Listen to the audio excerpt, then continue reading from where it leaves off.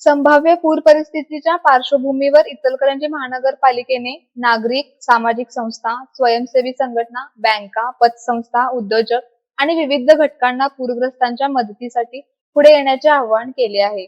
पूरस्थिती निर्माण झाल्यास सुरक्षित ठिकाणी उभारण्यात येणाऱ्या निवारा छावण्यांमध्ये दाखल होणाऱ्या पूरग्रस्तांना महानगरपालिकेच्या वतीने 2 वेळचे भोजन तसेच चहा नाश्त्याची व्यवस्था करण्यात येणार आहे. मात्र सध्या सुरू असलेली अतिवृष्टी आणि हवामान खात्याने वर्तवलेल्या अंदाजामुळे या कार्यात समाजातील विविध घटकांनी सामाजिक उत्तरदायित्वाच्या भावनेतून सहभाग घ्यावा असे आवाहन करण्यात आले आहे. भोजन व्यवस्थेसाठी मदत करू इच्छिणाऱ्या व्यक्ती, संस्था किंवा उद्योजकांनी भोजन व्यवस्था प्रमुख तथा इचलकरंजी महानगरपालिकेचे मुख्य लेखा व वित्त अधिकारी CAFO विकास कोळपे यांच्याशी संपर्क साधावा असे आवाहन करण्यात आले आहे.